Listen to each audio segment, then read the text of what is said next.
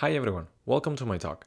My name is Alejandro Flores-Velazco and I'll be talking about my paper for the European Symposium on Algorithms titled Boundary-Sensitive Approach for Approximate Nearest Neighbor Classification, and this is a joint work with Professor Dave Mount. Okay, so first let me give you a quick introduction to the problem of classification using the nearest neighbor rule.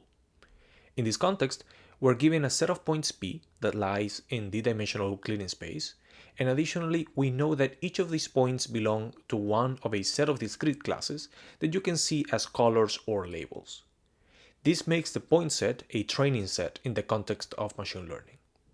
The goal of the classification task is that, given a query point Q, we assign to this query point the class of its nearest neighbor in the training set. In this particular example, we assign Q to the color blue. This can naturally be extended to the context of approximation, where for any given query point, we are allowed to assign the class of any valid epsilon approximate nearest neighbor of the query point. In our example, this would allow us to assign the color red to our query point Q, as there is a red point who's one of its approximate nearest neighbors. In this other example, we see a query point where all of its approximate nearest neighbors belong to the same class, so the color blue would be the only valid classification for the query point. This is what's known as epsilon approximate nearest neighbor classification, or just epsilon classification for the rest of the talk. Now, the goal of this paper is to achieve efficient epsilon classification via the nearest neighbor rule. So, what are the existing approaches to achieve this? The first approach is rather evident. We can simply reduce the problem of nearest neighbor classification to the problem of nearest neighbor search and use one of the many existing data structures for this problem, like for example, the ABD or approximate Voronoi diagram. Here the solution is simple. Regardless of the class or colors of the points, we build a data structure from the set of points, and for any query point, we just compute a valid epsilon approximate nearest neighbor. Then, with a simple lookup, we can find the class of this point and assign this class to the given query point. This approach would have a complexity both in size and query time that depends on n and epsilon, where n is the number of points in the training set. Now, let me make a small parenthesis right here. Note that the problem of finding the class of the nearest neighbor could be potentially easier than finding the nearest neighbor itself, so there seems to be some room for improvement here. And in particular, this raises the question of whether n is the best parameter to measure the complexity of this problem. Let's then talk about the boundaries between classes. Consider the Voronoi diagram of the training set, and in particular, the boundary that separates points of different classes. This boundary is defined by a set of points called border points, where k is just the number of such points. In this way, 2 points are border points if they belong to different classes and if there exists some point in space with both points as nearest neighbors. We can extend this definition to the context of approximation, where 2 points are epsilon border points if, of course, they belong to different classes, and if there exists some point in space with both points as approximate nearest neighbors. Consequently, this also defines an approximate boundary between the classes, as you can see in this example. We say that there are k sub epsilon number of border points in the training set. Now, we're going to use this parameter in the analysis of our approach. So, coming back to the existing methods for efficient classification, another possibility is to simply reduce the training set used to build the nearest neighbor search data structure. There are 2 options for doing this. The first is doing a training set reduction using what are known as condensation heuristics. These heuristics do a great job at reducing the training set by selecting a subset whose size is proportional to the number of border points. However, this approach cannot guarantee that the queries will be correctly classified after building the data structure from these subsets. The alternative is to use epsilon corsets. This also relies on the idea of reducing the training set. However, these corsets will have a size whose proportional to both the number of border points and also the log of the spread. The good news is that the epsilon corsets thus gives us guarantees for epsilon classification after building the data structure, but the bad news is that the size of these subsets is much larger. Note that in any of these 2 cases, we use the data structure to answer approximate nearest neighbor queries as a black box. So our approach in this paper is to open this black box and propose a new data structure that bypasses the step of training set reduction. This gives us query time and space complexities that are dependent on the number of border points and independent on both n and the spread. And obviously, it guarantees correct epsilon classification. To give you a more visual example, this is the type of space subdivision that you would get using a standard ABD or approximate Voronoi diagram. And this is the space subdivision that you would get using our data structure, which we call the chromatic ABD. This data structure has query and space complexities that are both dependent on the number of epsilon border points. Now, the way to achieve this is by modifying the construction of a standard ABD, and this construction has a few key ingredients. The first is that it relies on using well-separated pair decompositions in order to build an appropriate quad-tree-based space subdivision around the points. The final data structure is simply a quad tree built from this subdivision, where every leaf cell contains a set of epsilon representatives that will be used to answer any query that lies inside of the cell.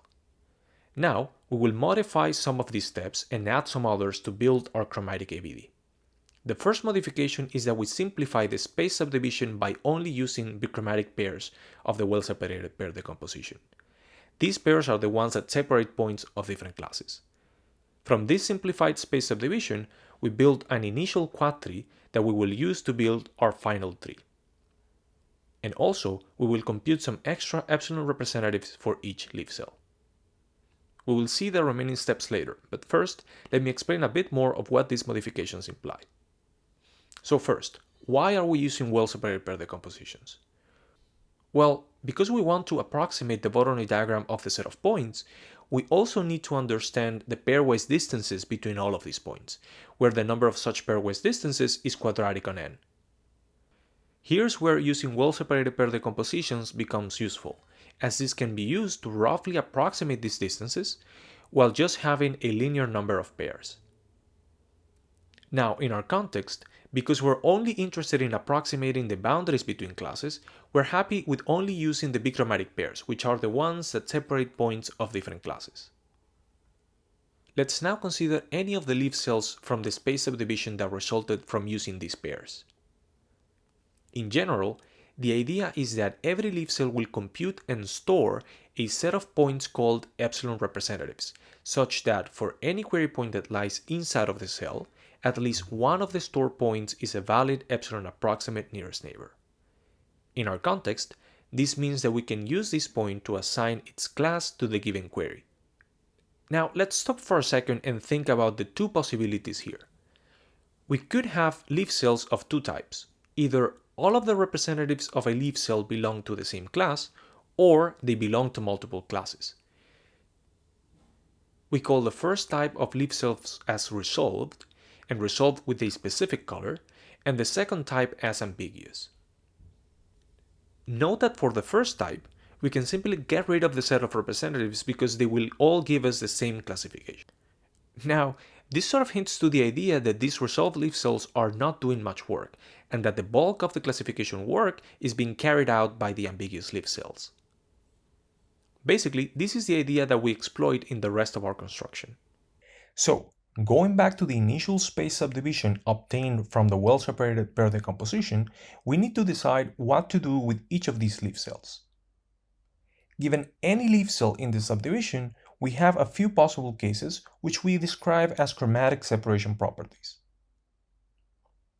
The first one is when the leaf cell is separated from all the points in the training set. This case in particular is the one that requires the computation of epsilon representatives. So we will explain how to do this in the next slide. So for now, let's think of the other two cases, which are actually rather simple. Either the cell is separated from points of all classes except for one, in which case we can simply mark the cell as resolved, or the other case is when the cell is sufficiently separated from all the points except for a small cluster of points, which is itself separated from the cell. In this case, we can also easily mark the cell as resolved. Now, in the case where we have separation from all points, the way a standard ABD computes the set of epsilon representatives is by placing a set of helper points halfway from the cell to the points, whose size is dependent on epsilon, and then compute an approximate nearest neighbor for every one of these helpers. In the case of the chromatic ABD, we need to slightly increase this set of representatives by finding points of different classes that are sufficiently close to the previously computed representatives. The distance that we're looking for is proportional to epsilon and the size of the leaf cell. This simple extension is key for the remaining steps of the construction. Now, once we have computed all these representatives, we can mark the leaf cell as either resolved or ambiguous, depending on the classes these representatives belong to. Now, let's think about the epsilon approximate boundary between the classes, and maybe an extension of this boundary. The leaf cells that are far from this boundary are evidently going to be resolved, as well as its neighboring leaf cells. So, we're going to keep only the ambiguous leaf cells and some resolved leaf cells, and in particular, those that have a neighboring leaf cell that is resolved with a different class. We call this type of leaf cells boundary resolved. Now, let's summarize the remaining steps of the construction. Once we have computed the set of epsilon representatives for every leaf cell, we're going to mark them as either ambiguous or resolved, and identify those that are boundary resolved. Finally, we're going to build our final quadtree from these two sets of leaf cells. Finally, it all comes down to proving that the number of these important leaf cells is, in the worst case, proportional to the number of epsilon border points in the training set. Alright, so finally, there are a few details that I will skim over, which are actually relevant to proving the correctness and complexity of this approach. So the first one has to do with what happens with the space covered by non-important leaf cells. Obviously, this space will be covered by new leaf cells in the final tree, but the question comes, how do we resolve them? Now, if we consider the leaf cells of the initial tree that were covered by this new cell, there are two options. Either all of them were resolved with the same class, which implies that we can just resolve the new leaf cell with this class, or they are resolved with different classes. And actually, it is easy to prove that only the first case can occur. Another important detail is how to bound the total size of the data structure, including the space required to store the sets of epsilon representatives of every ambiguous leaf cell. For this case, we're able to show that it is possible to further reduce the set of representatives to keep only those who participate in the boundary inside of the cell. While this takes some extra preprocessing time, this allows us to use a technique called spatial amortization to amortize the cost of storing these representatives over all the leaf cells in the tree. Altogether, this proves the complexities described for the chromatic ABD. To summarize, we propose a new data structure specifically designed for epsilon classification using the nearest neighbor rule, which we call chromatic ABD. This approach bypasses the standard approach of reducing this classification problem to the one of nearest neighbor search, and also bypasses the step of reducing the training set using epsilon core sets. The direct consequence of this is that our new approach has complexities in query time and size that are independent on both n, which is the size of the training set, and the spread.